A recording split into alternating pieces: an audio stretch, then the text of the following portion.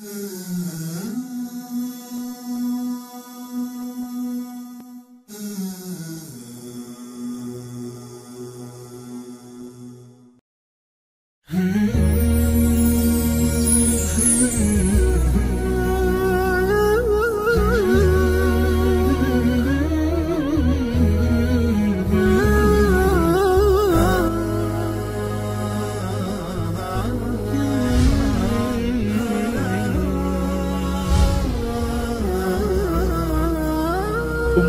TV, cahaya umat dan bangsa.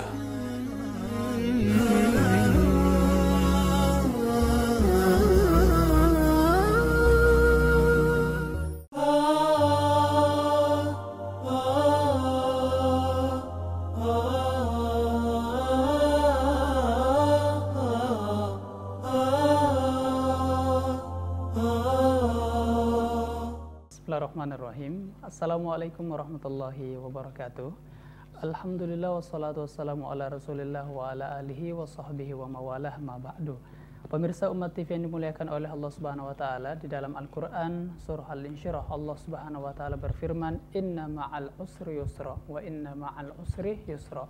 Ayat ini adalah ayat yang memberikan motivasi kepada kita bahwa selepas yang namanya kesusahan, insyaallah akan ada yang namanya kemudahan. Seperti biasa dalam program Belajar Islam dengan segmen Tafsirul Quran bersama saya Ustadz Haji Bahrun Nida LC Hafizahullah Ta'ala. Dan untuk Anda yang baru saja bergabung di channel Umat TV, Cahaya Umat dan Bangsa, marhaban bikum. Ustadz kita sudah hadir bersama saya di studio.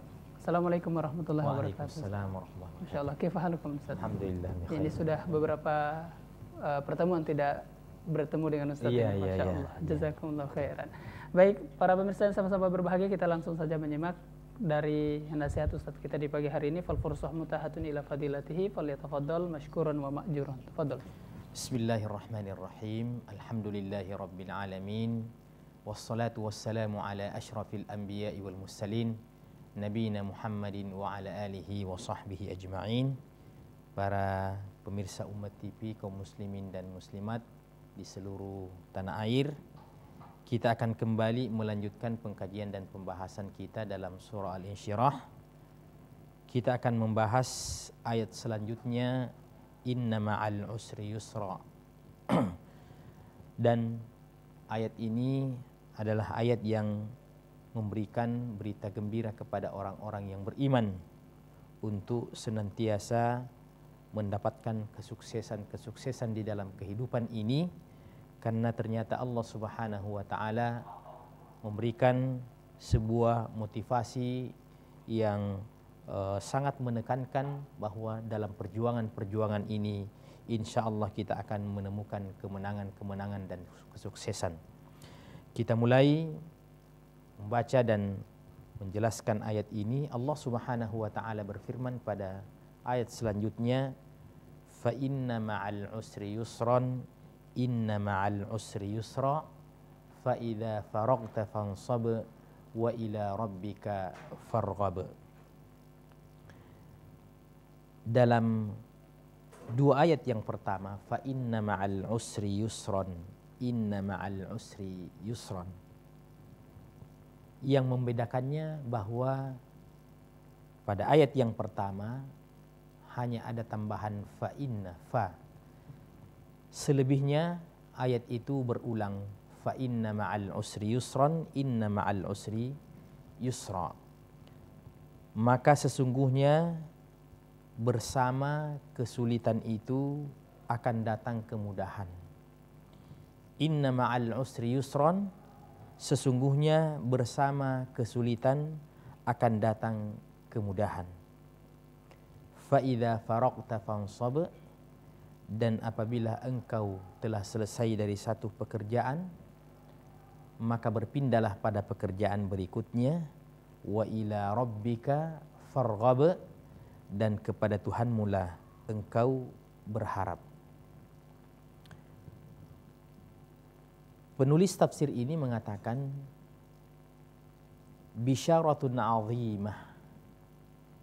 Ini adalah sebuah berita gembira yang sangat agung, yang datang dari Allah Subhanahu wa taala.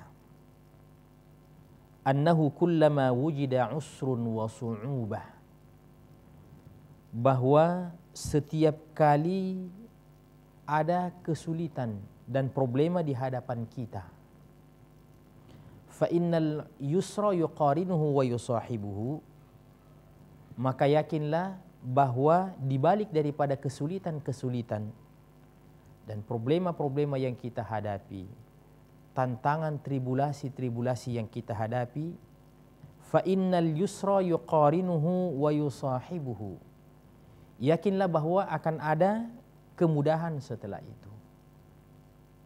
Hatta law dakhala al-usru juhra dabbin la dakhala alaihi al-yusru fa akhrajahu. Ini permisalan perumpamaan yang disebutkan oleh penulis tafsir ini, Syekh As-Sa'di rahimahullahu taala. Beliau mengatakan, andaikan kesulitan itu atau problema kehidupan itu sesuatu yang dapat kita lihat secara fisik dalam bentuk wujud, dan kesulitan itu masuk ke dalam lubang biawak. Ya, sebenarnya ad-dab itu bukan biawak, tapi serupa biawak.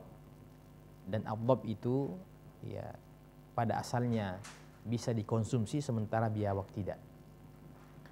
Kata penulis buku ini, "Lau dakhala al-usru juhra dabbin la dakhala alaihi al-yusru fa akhrajahu."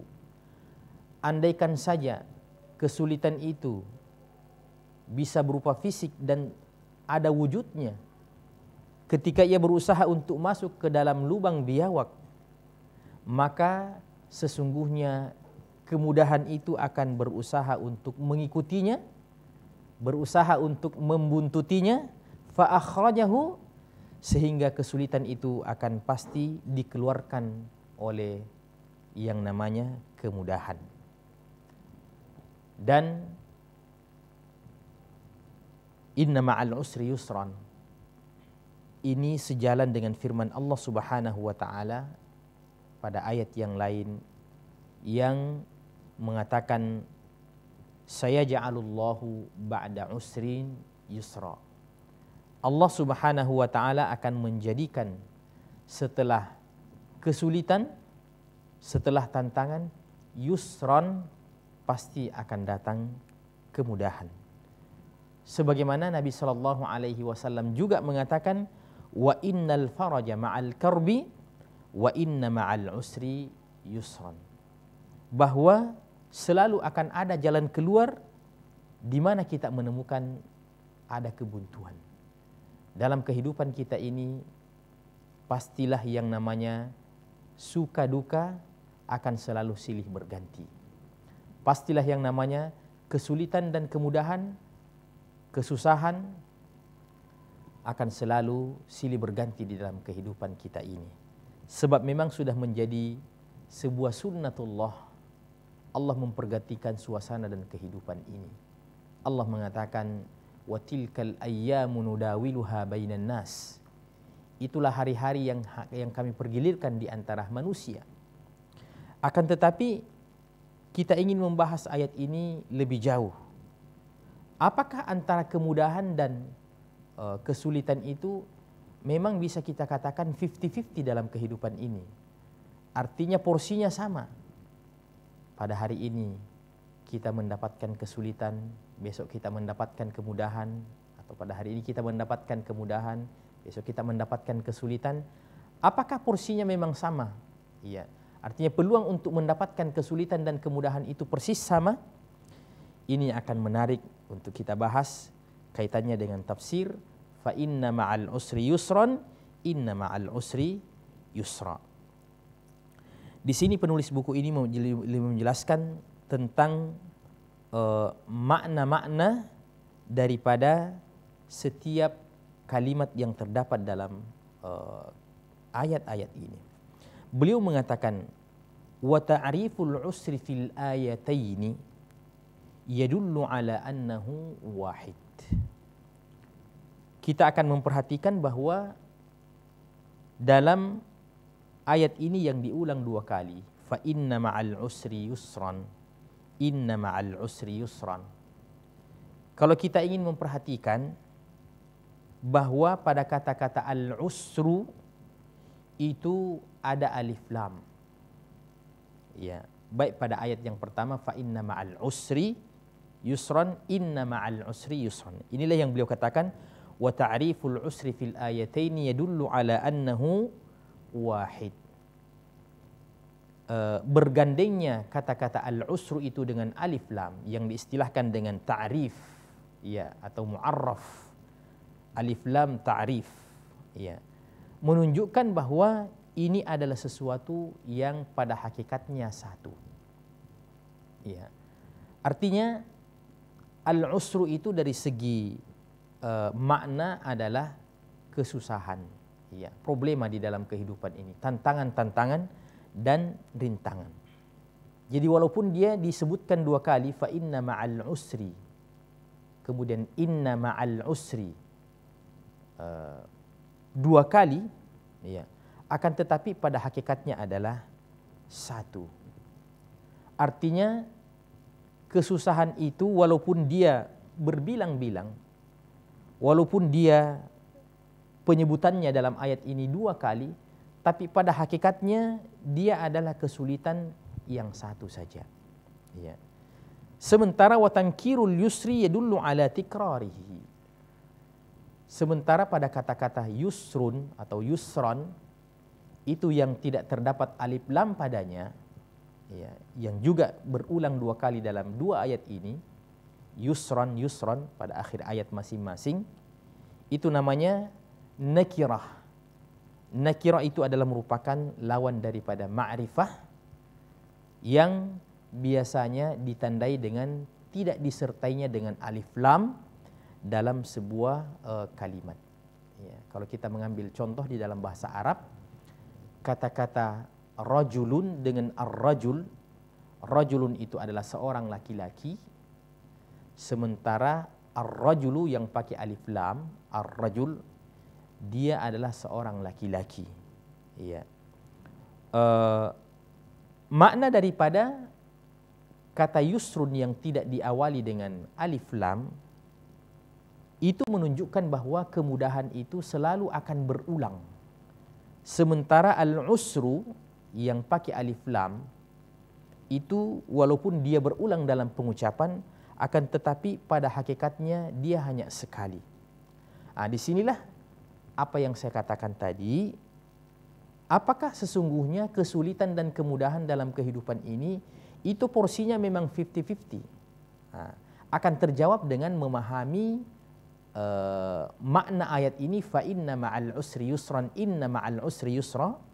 Ini sudah dapat kita fahami bahwa kalau al-usru yang menggunakan alif lam sedangkan yusrun yang tidak menggunakan alif lam, kita melihat bahwa al-usru itu satu, sementara yusrun itu adalah sesuatu yang berulang.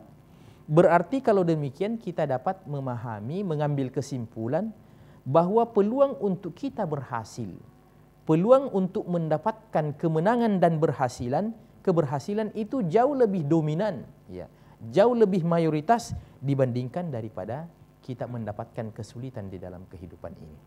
Dan inilah yang menjadi salah satu ujian dalam hidup kita. Kadang-kadang, ya, pekerjaan apa saja, apakah kita berusaha urusan duniawi, ya, kita berdakwah urusan akhirat, kita mengalami kesulitan-kesulitan dalam melakoni pekerjaan-pekerjaan itu, yang mungkin ketika kita memulai akan selalu menemukan kegagalan-kegagalan. Ya. Mungkin satu kali, mungkin dua kali, mungkin tiga kali. Ya. Sehingga kadang-kadang kita terlalu cepat mengambil kesimpulan. Ya. Dalam istilah saya, dengan memojokkan dan menzalimi istilah takdir. Ya. Terkadang orang mengatakan, ya memang mungkin sudah nasib saya seperti ini menemukan kegagalan. Ya. Padahal memang mungkin Allah mentakdirkan dia harus mencoba sampai 3 kali. Dan 3 kali yang pertama itu adalah Allah takdirkan gagal dulu. Ya. Kemudian setelah dia mencobanya yang keempat, ya, dan seterusnya, ternyata yang terjadi adalah kesuksesan yang berkesinambungan yang tidak pernah lagi ada kegagalan setelahnya. Fa inna ma'al usri yusran, inna ma'al usri yusra. falan yaghliba usrun yusrain. Maka tidak akan mungkin satu kesulitan ini dapat mengalahkan dua kemudahan. Ya, dalam logika perhitungan bahwa selalu saja, ya bukan selalu, atau kebanyakannya yang banyak itu mengalahkan yang sedikit. Ya, ya. Selalu saja yang banyak itu mengalahkan yang sedikit. Nah, maka dalam ayat ini dapat kita pahami bahwasanya sesungguhnya Allah Subhanahu wa taala ketika menurunkan kesulitan dan setelahnya ada kemudahan, sesungguhnya kesulitan ini adalah cara Allah Subhanahu wa taala untuk membangkitkan semangat kita. Ya, cara Allah Subhanahu wa taala untuk membangkitkan semangat kita untuk meraih daripada kesuksesan-kesuksesan itu. Maka pemirsa Umat TV yang sama-sama dimuliakan oleh Allah Subhanahu wa taala, apapun pekerjaan yang pernah kita lakukan dan lakoni dalam kehidupan ini, ya, jangan pernah berputus asa kepada Allah Subhanahu wa taala. La taqnatu min rahmatillah. Jangan berputus asa dari rahmat Allah Subhanahu wa taala. Akan tetapi teruslah berjuang karena ini yang menjadi motivasi bagi orang-orang beriman. Fa inna ma'al usri yusran, inna ma'al usri yusra. Kemudian penjelasan selanjutnya masih berkaitan dengan dua ayat ini. Wa fi ta'rifihi bil alif wal lam ad-dalla 'ala al-istighraq wal 'umum yadullu 'ala anna kulla 'usrin wa in balagha min as-su'ubati ma balagh fa innahu fi akhirih at-taysiru mulazimun lahu. Jadi menarik sekali untuk kita bahas bahwa dengan adanya alif lam pada kata-kata al-usru itu, ya, pemirsa yang sama-sama berbahagia, ya, sedikit poin ini memang membutuhkan sedikit keseriusan dalam memahaminya, sebab ini sudah berkaitan dengan kaidah-kaidah yang berkaitan dengan pemahaman dan pengetahuan tentang bahasa Arab, ya, bahwa disebutkannya alif lam dalam al-usru dua kali, yang diistilahkan dengan alif lam ta'rif. Ta'rif itu artinya sesuatu yang dikenal, ya. Ad-dalla 'alal istighraqi wal 'umum, yang mana alif lam ini menunjukkan, ya, menunjukkan bahwasanya walaupun kesulitan itu sampai pada tingkat, ya, maksimal, fa innahu fi akhirih at-taysiru mulazimun lahu. Maka pada akhirnya yang akan mengakhiri daripada seluruh perjalanan kesulitan itu akan diakhiri dengan kemenangan dan kesuksesan. Cobalah kita melihat bagaimana Nabi SAW dengan para sahabatnya ketika pertama kali mereka berjuang di Mekah, mereka mendapatkan berbagai macam rintangan-rintangan dan kesulitan-kesulitan, sehingga ada salah seorang sahabat yang bernama Al-Khabbab ibnul Ard radhiyallahu ta'ala anhu yang meminta kepada Nabi SAW agar supaya segera saja berdoa kepada Allah Subhanahu wa taala agar Allah segera mendatangkan kemenangan itu. Akan tetapi Allah Subhanahu wa taala dialah yang mengatakan kun fayakun. Jadilah maka jadilah. Terjadilah maka terjadilah. Allah Subhanahu wa taala tidak menginginkan dalam model perjuangan Rasulullah SAW, Allah tidak menginginkan untuk menggunakan ayat kun fayakun.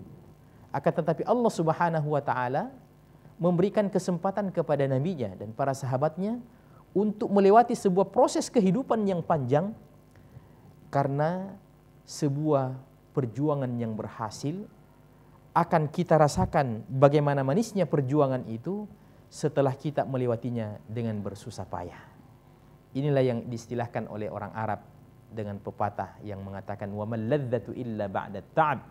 Ya, tidak akan ada kesuksesan, tidak akan ada kemanisan di dalam kehidupan ini illa ba'da ta'ab, terkecuali kita bersusah payah. Iya, berpayah-payah dahulu. Iya. Maka ini juga kita dapatkan dalam pepatah kita. Iya. Jadi fa inna ma'al usri yusran, inna ma'al usri yusran.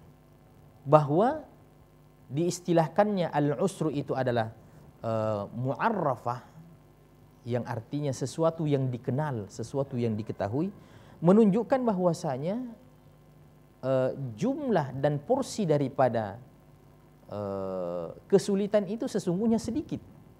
Sedangkan yusrun yang kedudukannya adalah nakirah yang tidak menggunakan alif lam, ya, itu menunjukkan bahwa dia sesuatu yang tidak terbatas. Ya, dia sesuatu yang tidak terbatas. Mungkin untuk lebih memudahkan lagi, ya, saya memberikan satu contoh dalam contoh redaksi dalam bahasa Arab. Kalau saya mengatakan ja'a rajulun dan ja'a rajul, ya, jadi perhatikan baik-baik. Ja'a rajulu itu menggunakan alif lam. Ja'a rajulun itu tidak menggunakan alif lam. Ar-rajulu ini namanya ma'rifah karena pakai alif lam. Rajulun itu namanya nakirah karena tidak pakai alif lam. Apa sesungguhnya maknanya itu? Jadi kalau saya mengatakan ja'a rajul, rajulun itu artinya seorang laki-laki, ya, maka saya mungkin kurang lebih bisa menerjemahkan ja'a rajul, datang laki-laki itu, ya. Walaupun saya tidak sebutkan apakah Muhammad atau Ali atau siapa, tapi yang jelas kalau dalam kaidah bahasa Arab saya mengatakan ja'a rajulu, datang orang itu, mesti yang maksudnya orang tersebut adalah orang yang saya kenal. Iya, ada ta'yin, ada pengkhususan. Datang orang itu, siapa orang itu? Ya Muhammad. Berarti sesuatu yang tidak sesuatu yang terbatas. Dia bukan siapa-siapa, ya kan, tetapi ar-rajul itu Muhammad umpamanya. Tapi kalau saya mengatakan ja'a rajulun, datang seorang laki-laki. Ya, ada orang. Ya. Rajulun daqqal bab, ada orang yang ketuk pintu. Nah, berarti belum dikenal, berarti dia sifatnya banyak kemungkinannya. Iya, umum. Al-usru dengan yusrun, ya. Kalau kita katakan dzalikal usru, ya, itu kesulitan, artinya sesuatu yang sifatnya terbatas satu. Ya. Tapi kalau kita mengatakan hunaka yusrun, di sana ada kemudahan. Berarti kemudahan ini kalau kita ingin mempresentasikan, ya, itu lebih dominan yusrun dibandingkan dengan al-usru. Nah, ini menjadi motivasi bagi kita.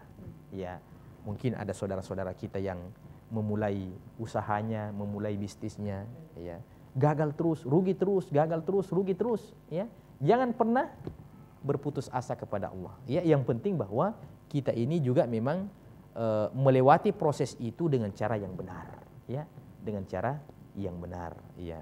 Kemudian setelah itu kita akan berharap, ya, kepada Allah Subhanahu wa taala.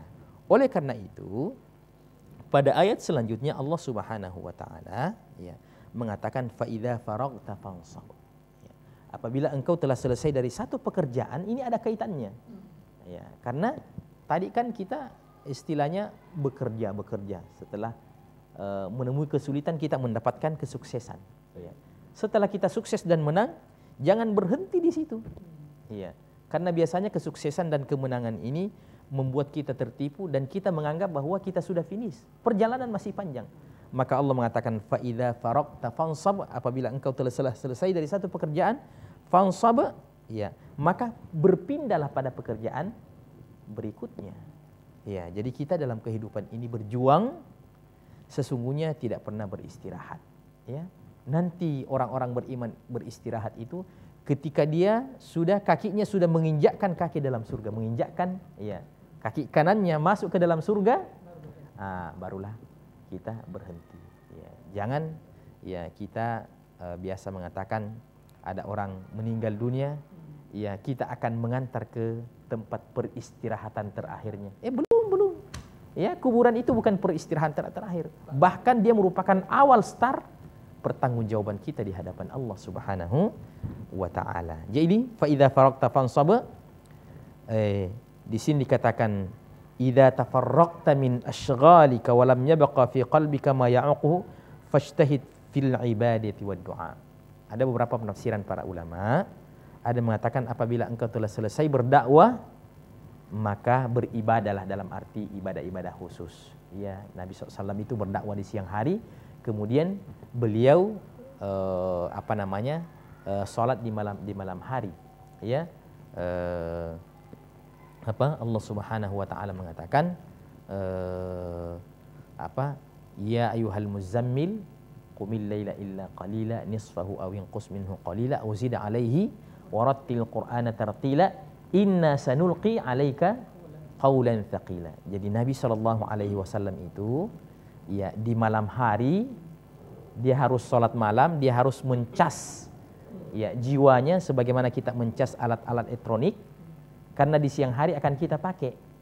Ya, kalau lupa mencas HP, ya nanti dia akan lowbat. Nah, seperti itu juga. Ya, saya membahasakan seperti itu.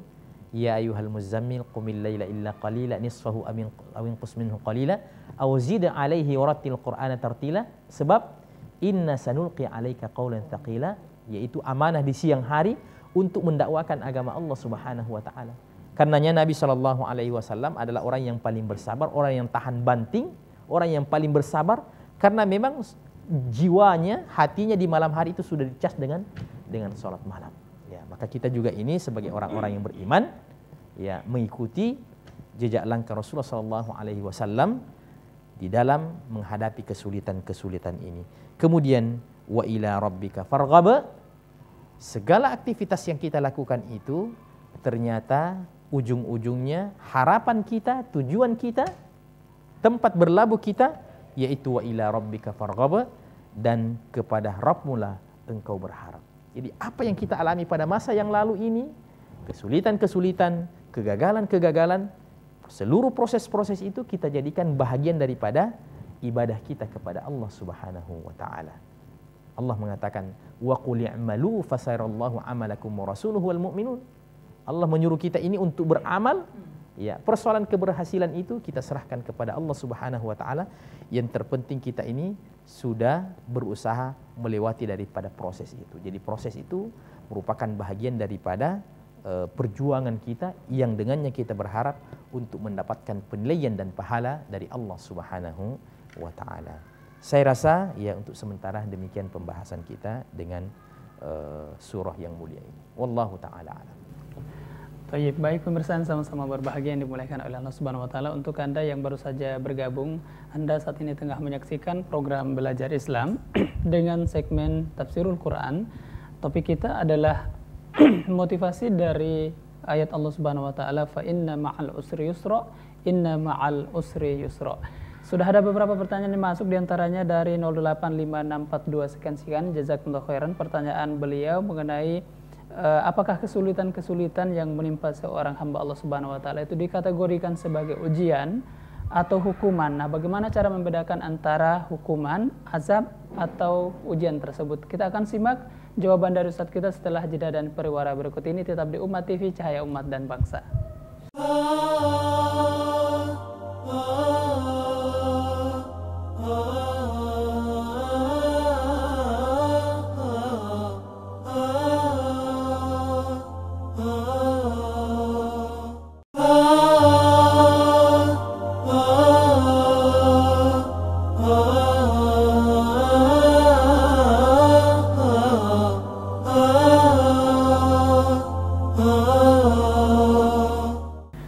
Pemirsa Umat TV yang dimuliakan oleh Allah Subhanahu wa taala, syukron wa jazakumullah khairan untuk Anda yang masih menyimak program Belajar Islam dengan segmen Tafsirul Quran.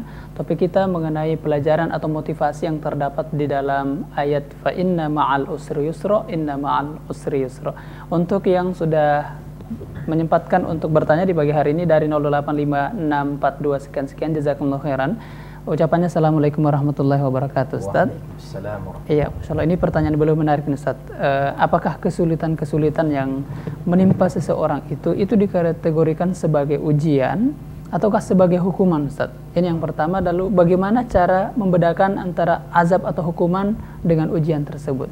Baik. Jadi dalam kehidupan kita ini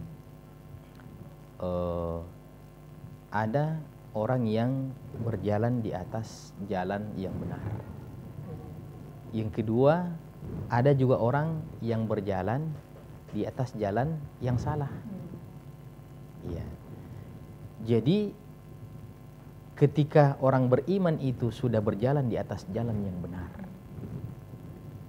dan dia sudah mengantisipasi dengan berbagai macam cara, ya, dia sudah menempuh jalannya, ya.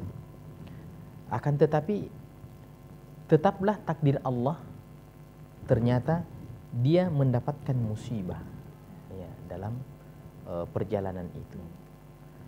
Maka tolok ukurnya selama dia tidak keluar dari rel, selama dia tidak keluar dari jalan yang benar itu, kemudian ternyata dia mendapatkan musibah, maka musibah itu adalah merupakan ujian murni yang datang dari Allah Subhanahu wa ta'ala.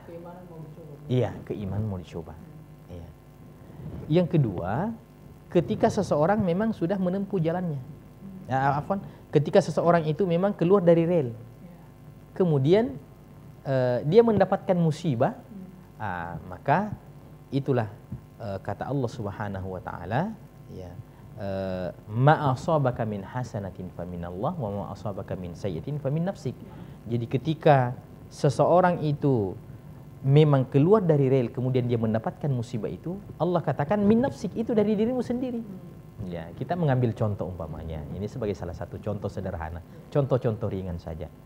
Ya, artinya orang kadang-kadang ketika berkendaraan dengan hati-hati, iya kan, mungkin sudah berdoa, ya, tapi kan bukan jaminan bahwa selamanya tidak mendapatkan kecelakaan. Kadang-kadang ada orang yang sudah sangat berhati-hati sekali, tapi tetap saja dia mendapatkan, ya, kecelakaan di jalan. Ya, maka kita anggap kecelakaan yang menimpa itu adalah kita anggap sebuah ujian murni datang dari Allah Subhanahu wa ta'ala. Ini sebagai contoh sederhana saja, ya. Orang beriman ketika tertimpa yang seperti itu, maka dia harus, ya, berbaik sangka kepada Allah Subhanahu wa ta'ala, ya.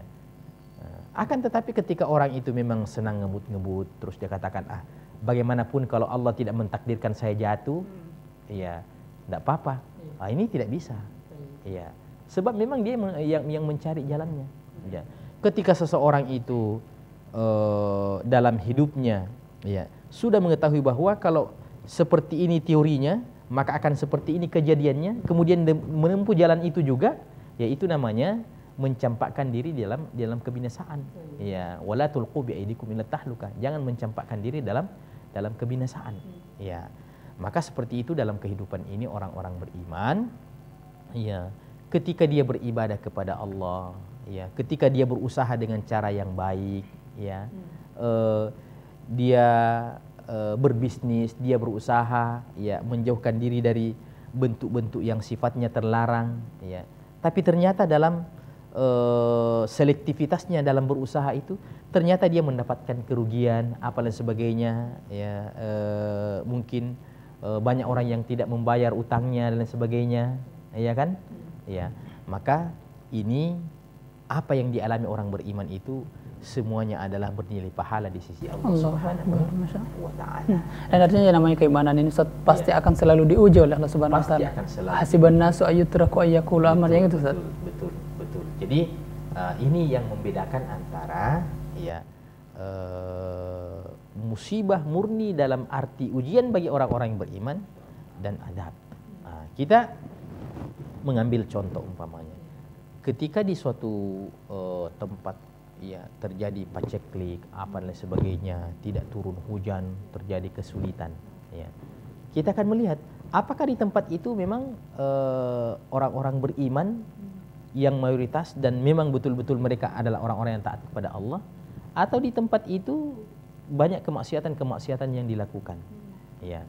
Maka kita ini tinggal mengembalikan pada diri kita, ya. Jadi kita tidak mendapatkan wahyu dari Allah, tapi kita istilahnya mengembalikan pada diri kita, ya. Karena Allah mengatakan, walau anna ahlal qura amanu taqaw la fatahna alaihim barakatim minas sama' wal ardh. Ya, andaikan penduduk suatu negeri itu beriman kepada Allah Subhanahu wa taala, Allah akan bukakan pintu rahmat dari langit dan dari bumi.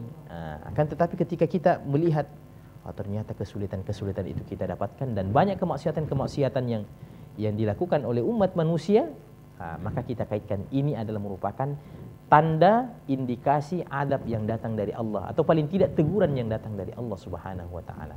Nah, di sini konsepnya, walaupun di tempat itu ada orang yang baik-baik, akan tetapi tidak mengingkari kemungkaran itu, mereka bisa mendapatkan dampaknya.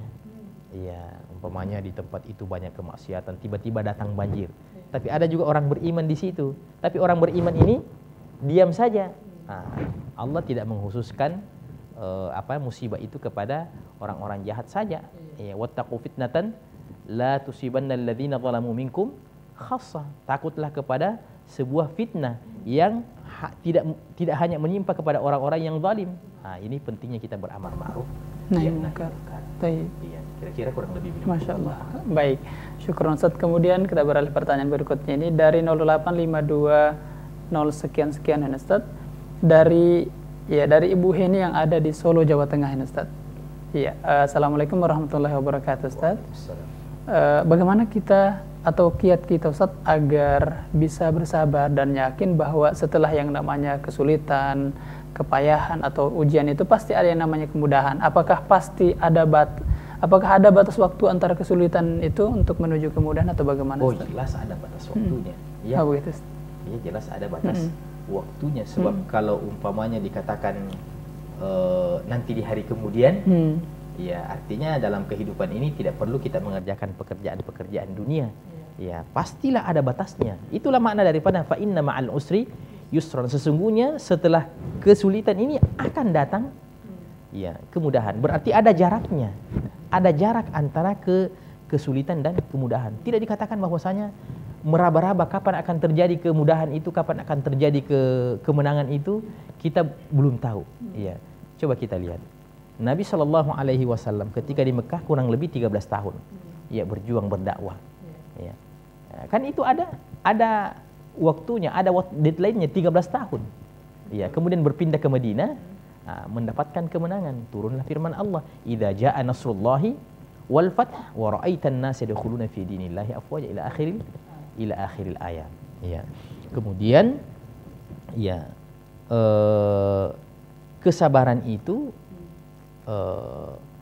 memang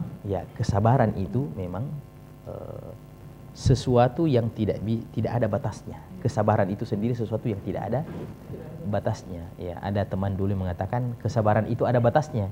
Berarti belum sabar kalau dia punya batas. Iya. Iya. Kalau dia mengatakan sudah sekian lama saya bersabar, ya, terus dia marah-marah, berarti dia tidak bersabar. Ya. Jadi kesabaran orang beriman itu adalah kesabaran yang tanpa batas. Masya Allah. Ya. Dan tentu berbuahkan pahala. Membuahkan pahala, pahala insya Allah di sisi Allah Subhanahu wa Ta'ala. Ya. Tadi juga disebutkan Ustaz, apakah 50-50 atau 50-50 yang namanya kemudahan dan kesulitan itu. Tetapi tadi disebutkan bahwa hanya 2 kali disebutkan al-usru, kemudian yang disebutkan yusron itu sekian kali. Apakah ini menandakan kita harus betul-betul sabar, nanti akan kelihatan jalan keluarnya Ustaz? Iya, jadi kalau kita ingin membuat persentase, kesulitan yang kita dapatkan dalam kehidupan dunia ini, ya, dibandingkan dengan pahala surga yang Allah berikan di hari kemudian, kan tidak ada artinya ini kesulitan yang kita rasakan ini dibandingkan dengan ketika seseorang sudah masuk ke dalam Jannatul Firdaus, ya kan? Itu kan ada dalam hadis yang seperti ini kan? Ya, kita kembali mengingat-ingat hadis itu yang maknanya di hari kemudian nanti itu, maknanya ini hadis, ya. Jadi ada 2 orang ini, satu calon penghuni surga, satu calon penghuni neraka. Wal'iyadzubillah. Ya. Jadi calon penghuni neraka ini, ya, calon penghuni neraka, sebelum dia dimasukkan ke dalam neraka secara paten, secara resmi, andaikan calon penghuni neraka ini adalah orang yang pernah merasakan kenikmatan di dunia dulu. Pokoknya tidak ada lagi kenikmatan, tidak ada lagi kemewahan yang dia tidak pernah rasakan dan tidak pernah dia coba di dunia. Sudah dirasakan semuanya. Kenapa? Karena dia adalah orang yang istilahnya tidak mengindahkan perintah-perintah Allah Subhanahu wa Ta'ala. Ya, dalam hidupnya tidak ada halal haram, tidak ada batas. Semua sudah dicoba. Ya, mendapatkan kemewahan itu. Ganjarannya di hari kemudian dimasukkan ke dalam neraka. Ya. Sebelum ia dimasukkan ke dalam neraka secara menetap di dalam, ya, dicoba dulu, dimasukkan sekejap mata kemudian dikeluarkan, ditarik lagi. Ya. Kemudian orang itu ditanya, "Hai fulan, pernahkah engkau merasakan kenikmatan ketika engkau hidup di dunia?" Ya. Maka orang ini mengatakan, "Ya Allah, tidak pernah saya merasakan sedikit pun yang namanya kenikmatan ketika saya hidup di dunia. Tidak pernah." Begitu dahsyatnya azab neraka sampai memorinya melupakan tentang kenikmatan yang pernah dirasakan di dunia. Bisa dibayangkan itu. Jadi bagaimanapun kenikmatan yang kita rasakan di dunia ini, ya, kalau kita bandingkan dengan bandingkan dengan siksaan yang Allah siapkan bagi orang-orang yang berhak, itu tidak ada artinya. Hilang kenikmatan itu gara-gara sedetik, ya, siksaan yang Allah berikan. Nah, itu satu. Yang pertama, ini calon penghuni neraka. Ya, calon penghuni neraka ini sebelum ia dimasukkan ke dalam surga, ya, secara menetap dan paten, dia, istilah saya, dicoba dulu, dimasukkan ke dalam surga sekejap saja kemudian dikeluarkan, kemudian ditanya. Dan andaikan orang ini adalah orang yang pernah merasakan seluruh bentuk, ya, kesulitan dalam kehidupan dunia ini, ya, dia taat beribadah kepada Allah tapi dia miskin, dia melarat, ya, tapi terus dia berjuang menghadapi daripada kesulitan itu sampai kemudian dia tidak mendapatkan dia tidak mendapatkan kelapangan hidup, ya, selama ia hidup di dunia ini, tapi dia bersabar dan di hari kemudian dimasukkan ke dalam surga oleh Allah Subhanahu wa taala. Tadi dimasukkan kemudian dia dikeluarkan, kemudian dia ditanya, "Hai fulan, pernahkah engkau merasakan kesulitan ketika engkau hidup di dunia dulu?"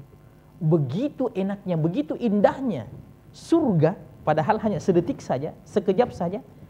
Dia menjawab, "Ya Allah, tidak pernah rasanya saya merasakan yang namanya kesulitan ketika di dunia. Begitu indahnya dan begitu enaknya." Ini ya, Masya Allah, ini yang diistilahkan Ustaz, kemarau yang berkepanjangan dihapus dengan hujan sehari. Betul. Allahu Akbar. Ya, ini jadi istilahnya kesulitan apapun yang kita hadapi dalam kehidupan dunia ini, itu tidak ada artinya dibandingkan dengan kesulitan di hari kemudian. Bagaimanapun kemewahan yang kita rasakan di dunia ini, itu tidak ada artinya dibandingkan dengan, ya, fasilitas yang Allah Subhanahu wa taala siapkan di hari kemudian. Karenanya Nabi SAW mengatakan dalam hadis qudsi, Allah berfirman, "A'dattu li'ibadi ma la 'ainun ra'at wa la udhunun sami'at wa la khatara 'ala qalbi bashar." Allah telah mempersiapkan kemewahan surga bagi hamba-hambanya, ma la 'ainun ra'at, sesuatu yang belum pernah dipandang oleh pandangan manusia. Iya. Kalau kita pernah memandang sesuatu yang sangat indah, Masya Allah, bagus sekali pemandangan ini, bagus sekali gambar ini, ya, maka jangan dianggap itu ada kemirip-miripan dengan surga. Itu belum, karena Nabi mengatakan belum pernah dipandang oleh pandangan manusia, ya, belum pernah dibayangkan saja, belum pernah dibayangkan. Betul sekali. Ya, pekerjaan membayangkan itu pekerjaan mudah, membayangkan saya kaya, ya, membayangkan saya punya ini. Iya. Maka apa yang sampai pada pembayangan kita itu tentang surga, itu sesungguhnya bukanlah surga, belum surga. Belum sampai ke sana. Belum sampai ke sana. Allah, tentunya lebih indah lagi. Iya, lebih indah lagi. Jadi kata para ulama, kenapa dalam hadis itu dikatakan belum pernah dibayangkan, belum pernah dipandang? Karena andaikan pun surga itu ingin dijelaskan, ya, andaikan Nabi ingin menjelaskan surga itu begini, maka penjelasan itu tidak bisa mewakili dengan apa yang sesungguhnya. Ya, ini bisa mungkin kita mengambil salah satu contoh. Katakanlah kita mungkin pernah ke sebuah tempat, ya, pemandangannya bagus, ya, mungkin kita pernah ke puncak, ya, bagus pemandangannya. Terus ada orang mengatakan, bagaimana sih pemandangan di sana, bagaimana suasana gunung apa dan sebagainya, ya, kita cuma mengatakan pokoknya nanti Anda sendiri yang ke sana. Saya tidak bisa cerita. Iya, saking indahnya. Saking indahnya. Pokoknya saya tidak bisa menceritakan. Nanti Anda sendiri yang ke sana. Iya. Sebab andaikan saya menceritakan begini, penjelasan saya ini masih ada yang terluputkan, tidak semuanya menjelaskan. Iya, dan mungkin butuh waktu juga. Iya, butuh waktu. Mungkin kira-kira kurang lebih seperti itu. Ya, sehingga Cukup dikatakan mala ainun ra'at wala udhunun sami'at wala khatar ala qalbi bashar. Pokoknya tidak pernah dilihat, tidak pernah didengar, tidak pernah dibayangkan. Iya, ya. Bagaimana caranya mengetahui? Ya kesana masuk saja. sendiri. Iya. Masya Allah. Baik, syukur Ustaz. Kemudian pertanyaan berikut ini dari Ibu Mutia yang ada di Palopo ini, Ustaz. Sulawesi Selatan. Assalamualaikum warahmatullahi wabarakatuh, Ustaz. Iya, beliau ini bertanya bahwa apa yang harus kita lakukan Ustaz ketika kita berada dalam kesulitan. Karena terkadang kita itu sudah bersabar di awal, Ustaz. Ternyata akhirnya muncul juga perasaan putus asa. Saya akan tidak mau lagi melanjutkan kehidupan atau tidak berani lagi untuk mencoba lagi, Ustaz. Dan ketika ujian ataupun cobaan itu datang, nah bagaimana supaya kita itu tetap dalam keridhaan Allah Subhanahu wa taala sampai ujian itu selesai, supaya relnya itu tetap lurus terus, Ustaz. Seperti apa ini? Jadi kapan masih ada komentar yang mengatakan saya ini bersabar, tapi kau belum berhasil. Betul. Berarti pada dasarnya kita belum bersabar. Karena masih komen, ya, masih ada, ya, istilahnya masih ada komentar-komentar yang menunjukkan bahwasanya kita tidak ridho dengan keadaan yang Allah perlihatkan kepada kita. Nah, tentu yang pertama kita mengikuti anjuran Al-Quran. Ya, Allah mengatakan, Rabbana afrigh alaina sabran wa tsabbit aqdamana wansurna 'alal qaumil kafirin. Nah, itu yang pertama. Jadi Allah menyuruh kita memang untuk meminta agar supaya kita ini bisa bersabar. Iya. Kita meminta kepada Allah, kita berdoa kepada Allah, afrigh alaina sabran, turunkan kesabaran, berikan kesabaran kepada saya Allah. Iya. Orang yang mengatakan saya pasti bersabar itu sebenarnya tidak bisa kita katakan seperti itu. Iya, sebab istilahnya apa yang kita alami itu kan pemberian dari Allah. Iya. Nah, salah satu di antara wasilah untuk mendapatkan apa yang kita inginkan adalah meminta. Ya, jadi ada orang yang mengatakan kita harus berdoa dan berusaha. Ya, kita harus berdoa dan berusaha. Ya. Kata para ulama, sesungguhnya berdoa itu adalah merupakan usaha yang paling besar. Ya, jadi ada orang mengatakan, jangan cuma berdoa saja, berusaha juga. Justru yang pertama, usaha yang pertama itu adalah berdoa. Ya, usaha yang pertama itu adalah berdoa. Iya, karena kadang-kadang dalam hidup ini ada orang yang secara teori tidak cukup untuk bisa dikatakan dia bisa keluar dari problemanya itu dengan usaha yang dia lakukan, usaha yang sangat minimal. Tapi doanya yang sangat besar, doanya yang sangat porsinya besar, sehingga Allah Subhanahu wa taala mengeluarkan dia dari musibah itu. Ya, kita ingat dengan kisahnya orang yang masuk ke dalam gua itu kan, yang terhimpit oleh yang 3 orang itu. Ya, kalau kita ingin melihat itu usaha manusiawi yang dia lakukan, apa yang dilakukan? Iya, apa memang ada mobil bulldozer yang datang, ya, menggeser batu itu? Kan tidak. Cuma berdoa kepada Allah, bertawassul dengan amalan-amalan mereka. Akhirnya terangkat. Maka jangan kita pernah menyepelekan doa ini. Bahkan min akbaril wasail, kata Ibnu Qayyim, dia merupakan wasilah yang paling besar, yang paling efektif. Tinggal bagaimana keadaan kita ketika kita berdoa. Ya, apakah ketika kita berdoa itu betul-betul serius menyerahkan kepada Allah? Ya. Ketika kita berdoa, ya Allah, keluarkan saya dari musibah ini. Ya. Tapi ada dalam hati sanubari kita seakan-akan menafikan sendiri daripada harapan kita kepada Allah. Ya, seakan-akan ada orang yang sakit keras, ya, sudah penyakit kanker, sudah penyakit ini, ya, secara teori mungkin dikatakan, tidak mungkin saya bisa sembuh, ini penyakit yang sangat berat. Itu dia sudah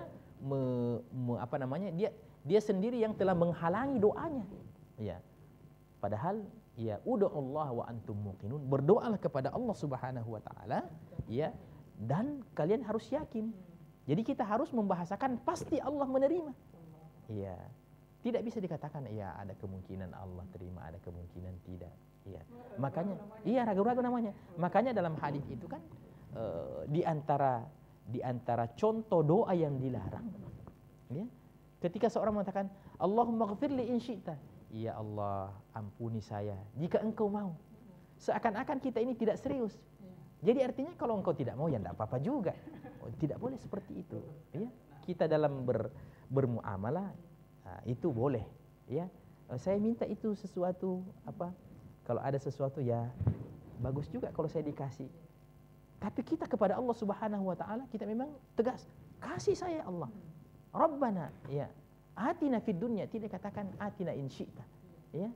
Tapi berikan saya Allah. Iya, dan disitulah Allah Subhanahu wa taala senang ketika hambanya itu serius dalam berdoa. Ya. Kemudian yang lain harus menghindari pantangan-pantangannya.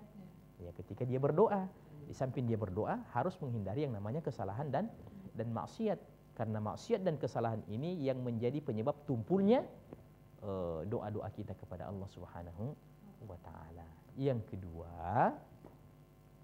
kedua, bahwa kita ini memang harus selalu berada dalam lingkungan orang-orang yang bisa saling menyemangati dan memotivasi kita untuk bersabar di jalan dakwah itu, di jalan Allah Subhanahu wa taala. Ya. Kita mau bersabar, tapi kita berada pada lingkungan orang-orang yang tidak bersabar. Iya, dan tidak bisa bersabar. Iya, makanya lingkungan itu penting. Iya, sangat mendukung itu. Kita tahu dalam hadis itu kan kisahnya orang yang telah membunuh 99 orang. Iya.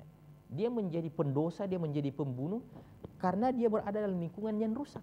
Iya, maka untuk dia keluar dari kebiasaan buruknya itu, dia diperintahkan, dipersyaratkan untuk berpindah tempat, mencari orang-orang, mencari lingkungan yang bisa mendukung dia menjadi orang yang baik-baik. Seperti itu juga, ya, orang-orang beriman. Ya, kira-kira kurang lebih seperti itu. Jadi memang harus cari bi'ah. Iya, harus mencari lingkungan yang baik.